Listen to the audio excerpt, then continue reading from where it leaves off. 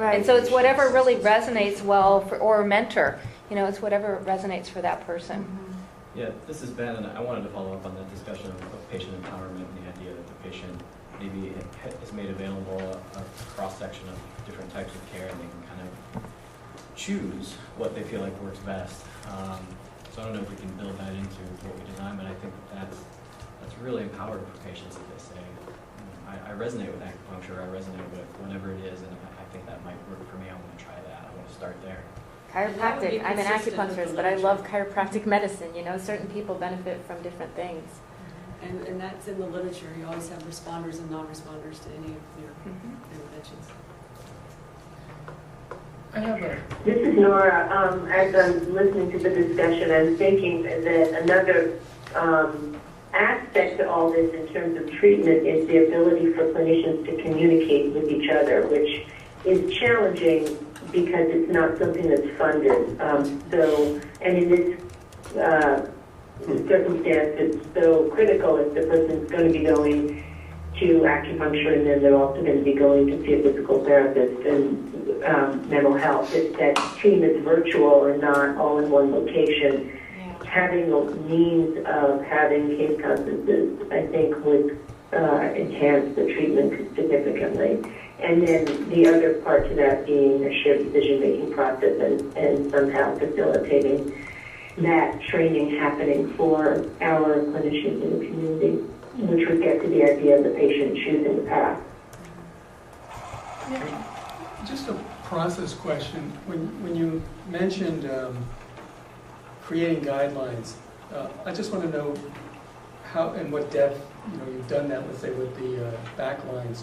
So is this a Cochrane-style systematic review followed by a modified Delphi panel, or is it something more reasonable? It depends. There are some things where we start with like all of the best Cochrane reviews and the NICE reviews and things like that, and we come up with something very evidence-based. And then there's others, I think like our back guidelines were more sort of a expert consensus. I think we found evidence supporting the types of services, but why we picked 30, that just seemed like a good number. There's no evidence to support that. So it can be a combination. If there's evidence that something doesn't work, or that it's ineffective, there's evidence of ineffectiveness, then we really would have a difficult time putting that in the guideline. But unless we say don't do it. But if This may be a little bit more challenging than low back pain, just because it's hard to have a terminology that defines it, and so it may be hard to be able to pull out 5 systematic reviews that are this is a systematic review on complex chronic pain as opposed to low back pain. So that may be a little more challenging. And there, like with neuroplasticity and other things that we're learning about pain, there's stuff that hasn't even been studied yet that is in fact empirically noted as being effective as defined by payer and clinician and patient. And where does that get thrown into the mix in terms of evidence? What's an example of that the payer supports that's not in the literature? What we do. So we do this multi-tiered, integrated, multidisciplinary situation, and they have shown a 73% reduction in ED visit. And but there is a large variety of literature about interprofessional group treatments, multidisciplinary treatments being effective. But not all of the pieces of the multidisciplinary model that we use have strong evidence. So your specific model. Yes. Okay. May I chime in? It's hard for those of us on the phone to participate, but this is one moment where you've asked a question I'd like to answer. It's Dave Seibel. You asked about other models outside of the approved pathways, and I'd just point out that the CMS administrators for this part of the country, Noridian, do have guidelines for the treatment of back pain and neck pain that are specific and limit access to care to people who are more likely to benefit from it, and that might be another model that's worth considering. Dave, do you know if there's anything in CMS or Noridian or any other, maybe a private payer that talks about chronic pain? I'm sorry, it's hard for me to hear that where we're speaking. Sorry, this is Ariel. Do you have any? Do you know of any like Noridian guidelines or even a private payer that might have some already created guidelines for non-back kind of chronic pain? No, I think it's been limited. I mean, the rationale for the guidelines in the first place was the increase in frequency and expense related to the procedures that are for spinal pain, and so that's where the guidelines are. And I don't believe that there have been similar guidelines developed around other treatment entities because the impetus is not there from CMS's point of view. I have another question. We haven't really gotten into a discussion about things like exercise classes or gym memberships or something like that. I wonder if that can be worked in somehow. We did that for back pain. It was a bit of a nightmare implementing it, it turned out, but Talk about unintended consequences. you Can you talk about that a little bit? Because that's actually where the strongest evidence is in that population, but we can't get any payers. So there's actually good evidence that yoga helps back pain. So we actually put in our guideline that you should cover yoga if it's available in your community. And it had this horrible unintended consequence. CCOs were doing these really cool, innovative, like giving punch cards to patients to go to a yoga class. But once we put it on the prioritized list in a guideline, they could no longer use their discretionary, like they have this extra discretionary money. They had to use their like assigned funding. And then we had to find a CPT code for them. And then then there was all this question, you could only go to a yoga class that had somebody somewhere that had a provider number that you could bill. Rules about And then, we have rules about who we can pay using Medicaid money. So specific provider types, and yoga instructors are not among them unless they maybe are a physical therapist also. Or they were giving I think some CCOs, their class was held like at a clinic where there was like a nurse practitioner or a physical therapist or somebody who was technically providing the service that they paid the yoga instructor for. So it created a lot of operational difficulties that were not the goal. So it's frustrating when we create those. But what I would say is, for this group, what we should do is make the recommendation for what works and what has an evidence base to support it, and then we'll figure out a way to implement it. Is your CCO also, do the other CCOs share a similar orientation as far as that's concerned? Are they open to broader things like a full punch card? Yeah, Okay. yeah, except, again, this created this double bind of now it's a medical service. Now you shouldn't be covering it out of flexible services, but we have no path for you to cover it as a medical service. So we kind of, maybe I shouldn't say this on the record, turned a blind eye and, went around the back way. And we use a bunch of our flexible fund services we don't necessarily designate that are for back pain. We have, as an example, a weight management program that allows people an exercise option together with a dietary option. And the thing that is the most powerful about those is women go and they have their bunch of ladies that they hang out with at Curves. So it's not really about the weight loss. So, we can do those things, but we sometimes create that double bind when we put something in a guideline and make it a requirement and attach numbers to it. So in a completely different context, something like cardiac rehab, is that currently covered, but only if you're in a medical facility, Yes. but you can't go to a gym and do cardiac rehab? unless you had, at the gym, you had a billing person, a physician or a PT or somebody standing there. Yeah. But it's gonna be- OHSU they have a gym in one of their buildings, and they actually have an MD who's just sitting around watching. That's how they can call it. Isn't it a lot more expensive to cover these things as medical Yeah, so the And, you know, CCO, when you put that medical in, doesn't it like throw the cost up exponentially? Well, and I think it also creates another unintended consequence. You know, you're talking about patients and their self-efficacy around managing their pain. And we have gone so far down the path of medicalizing pain. You know, I love the snippet from Monty Python's The Meaning of Life, you know, where they're in the room with the machine that goes bing, and the woman who's having a baby looks up and she says, "Doctor, what do I do?" And he says, "Nothing, dear, you're not qualified." And so, you know, we want to avoid that.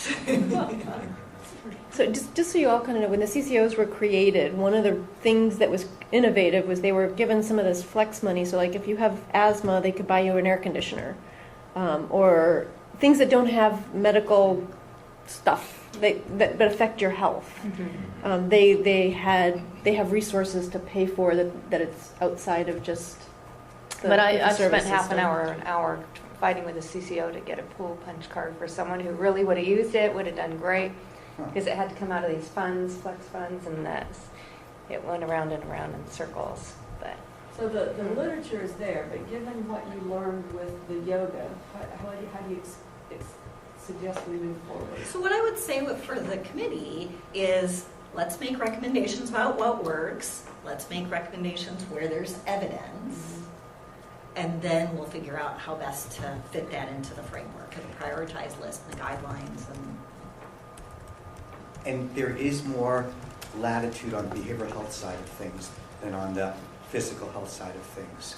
And I know that's what Care Oregon and Family Care have done with some of, like the yoga piece is part of our case rate with the 9 different clinical profiles that we've come up with.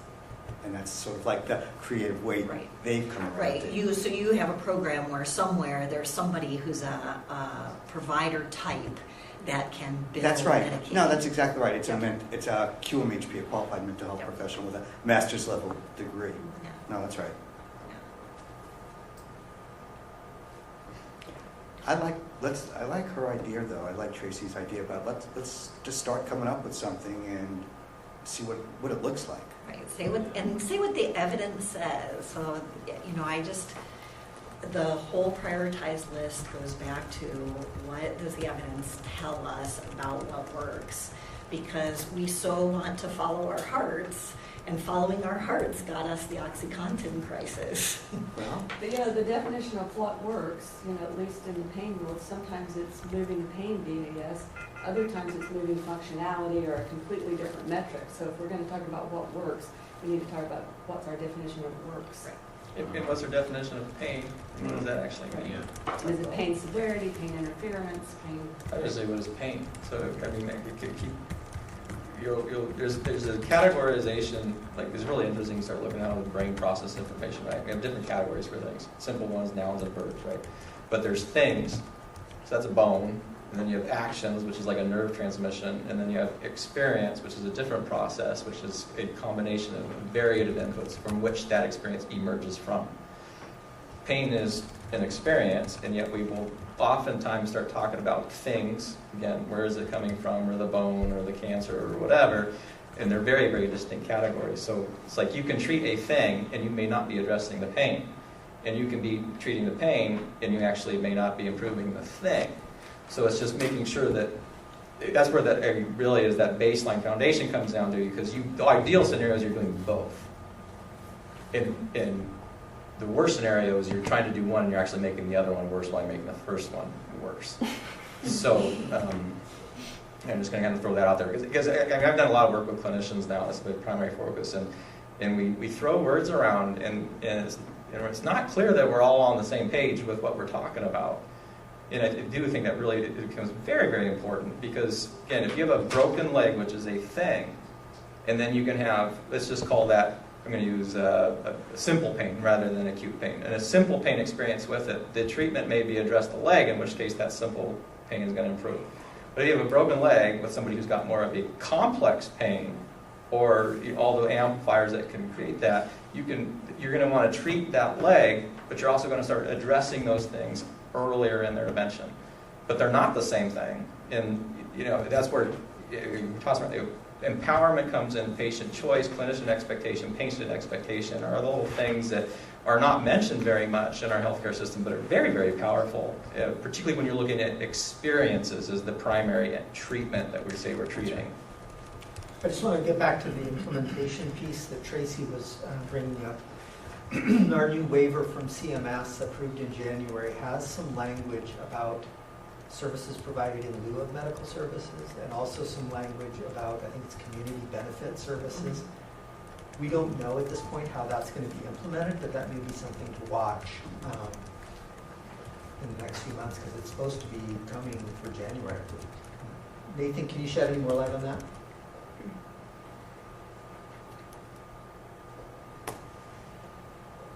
Sorry, I was unmuting. No, I don't know any more details than what you've just said. Just as something that the committee probably should watch, because I think that what was or is today Flex is being negotiated and getting some revisions. So some of the major challenges, and I was right there on the front line with the pain around the yoga. It just might look different. We might be under a different set of rules.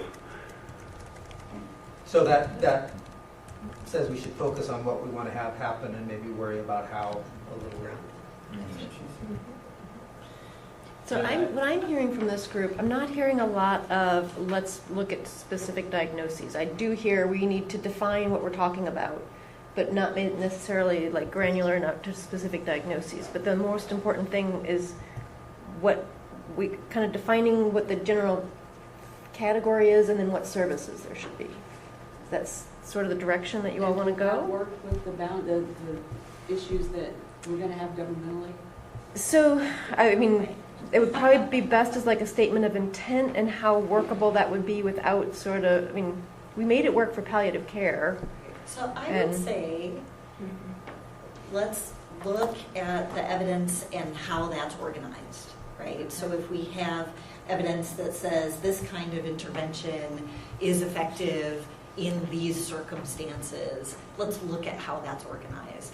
And you know, the back pain line was hard, and it was probably the easiest because a lot of the pain literature focuses on back pain because it's a common condition. So this will be harder, and it will be more muddy, but we should follow where the evidence takes us. But then you get into the whole like... Ariel, can I give a tiny perspective on statements of intent? Yeah. So they tend to either get implemented with manual, kind of laborious review processes as a payer, at least for the open card fee-for-service side, or we end up kind of doing the work that HERC didn't do to auto-adjudicate as much as we can, meaning we pair CPT codes and procedure and diagnosis codes to auto-adjudicate.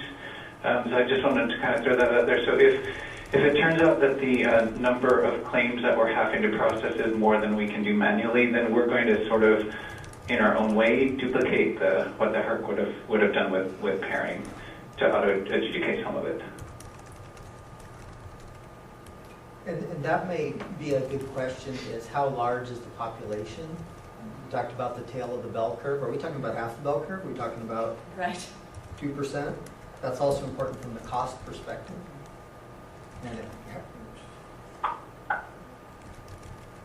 Yeah, with the back pain, we were able to look up, we got a sense of the number of patients by looking up just diagnosis codes.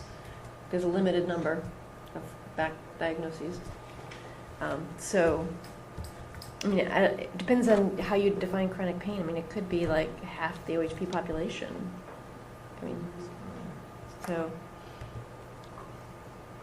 But a lot of them won't be accessing services. I mean, they'll choose not to. I'd be curious to just see if there's anything else out in the literature that another group has gone through this process or another organization has tried to tackle this, and what types of services they pulled in or how they defined it. Or as a researcher, I just think rather than recreating the wheel, some of this work has already been done. It would be valuable for us to draw on that. Well, everybody else in the country is looking at Oregon as the model, so We are making the wheel, huh? We made the wheel don't for back have pain. it. We have had they've had, like CMS had us give a talk, like other states have asked us to come. Everyone's kind of like, what? Okay. They're all trying to So- deal with the opiate crisis. Yeah. Overdose. It's been very interesting talking, like other state Medicaid programs are designed so differently. Right. Like one of them I went and gave a talk to, they were like, if we do this, we're going to need to like pay for transportation and maybe like some like care managers. And how, we're like, you don't? It was, no, we don't. Oh, well, So I you think need a there's- different wheel. There's two different, like, I can look at it from two different, there's the pain perspective, like what it is that we're saying we're treating and gonna treat. The other side is again, the payer perspective, and then how do you take these both together and put them in a system that really isn't designed for it, if we're stuck with this fixed thing with ICD-10 codes. So rather than trying to match all these diagnoses and just find the population, researchers help me out here, is there a way to take that population of highest utilizers in the CCOs and then identify what their comorbid conditions are? Because my suspicion is we're going to see a lot of pain in there, plus a bunch of other stuff. And then you can start labeling this instead of just quote-unquote a pain thing, but a complex condition thing. And then we're not just addressing your pain, we're actually addressing your life. Right. But I think that'd be an easier number to get. Yeah, I like that idea because then it's data-driven from our own experience. What are your thoughts on the numbers, Tracy? So I'm trying to get. She's digging them right now. She already has the answer right there. No, so I actually have a tool that looks at our population and our most common diagnoses and our people who are most likely to have potentially avoidable costs. And those tend to be like avoidable hospital stays and ER visits. And I don't have it bookmarked on my iPad, but when we did this for back pain, the question of comorbids, and if we're covering CBT for back pain, what does that do to the way we administer our benefits? And what we found was the majority of those patients, we suspect an underlying psychosocial issue. Actually, the majority of those patients had a diagnosed mental health condition. So it's not a suspected, it's out there. So I'm trying to... Tracy, how many people do you cover? We have about 20,000. Okay, so. Yeah, so we're a small CCO. Holly Jo, how many do you guys have? Roughly 100,000. So I recall seeing a study of an employer plan where they looked for the best predictors of high cost, and it was a depression diagnosis. Yeah, actually, if I look at my highest risk and I look at the things that drive the risk, anxiety is consistently up there, mood disorders are consistently up there, even if I look at things like CHF. So, Is your data going to be biased by what the clinicians diagnose and label? You diagnose what you want to treat and what will be reimbursed sometimes rather than what the patients all have. yes. So, do you get around that? my tool is based on claims data, right? So it can only use the ICD-10 codes. It doesn't really get to the whole biopsychosocial. So I have a question. Are we really wanting to just open up expanded services to high utilizers, or do we want to have maybe someone who might have some minor benefit from some chronic pain treatment that isn't necessarily going to bankrupt OHP, that might want to just get a few treatments? I think we need to have a range. I think you need to take a step back from that and look at how are you assessing and evaluating what people need and what people want. And without good, consistent tools with fidelity, you're not going to have a consistent, whether it's rural or urban, whether it's individual provider or integrated multidisciplinary systems, you're still needing those tools. And if you were to go around this room, you'd all have different tools of evaluation. And to me, to get to treating the whole individual, the lack of hallmark exclusion, body, mind, and spirit is what we're talking about here. And that's what you need to treat. And how do you do that? And how do you do it that's measurable, that gets outcomes that can be delivered on a consistent basis, that's not going to cost an arm and a leg, and can show reduction in prescription drug, reduction in ED, reduction, and we have to decide what those in guideline what those metrics would look like, right? And then build them into contracts. Well, we don't build them in, you guys build them in. I think Ariel's saying something interesting, which is if the nation is looking to us, that sort of gives us a pass to be creative and put something out there Here, here. that can Oh, be yeah. a national model. CDC was blown away when I was describing the low back pain. Yeah, because we've been chasing, in the centralized pain world, we've been chasing this phenotype for 15 years, having different catastrophizing, blah, blah, blah phenotypes. And so maybe this is an option to look at our own data and present something that we think should be testable moving forward. I guess part of what I'm thinking is if we come just a little further upstream for these patients who are maybe younger, who are just starting to have some of these hallmarks that might throw them in the high utilization category as they age, like sometimes just a little bit of intervention can be very preventative. I don't want to just tackle like the most arduous group. So I would use that group to, I guess, I was throwing out that group in the beginning, or not in the beginning, but right now when we're looking at the utilizers, just to see what other comorbidities are there. The reason for that is from a standpoint, it may change the way funding is done, because now it's no longer about just pain anymore. These interventions. If you do interventions for pain, behavioral interventions for pain, it doesn't just do pain. It actually affects things like depression, it affects things like diabetes, it affects everything else. So if we're identifying that population, just to kind of get an idea of what the funds that are being spent on them already.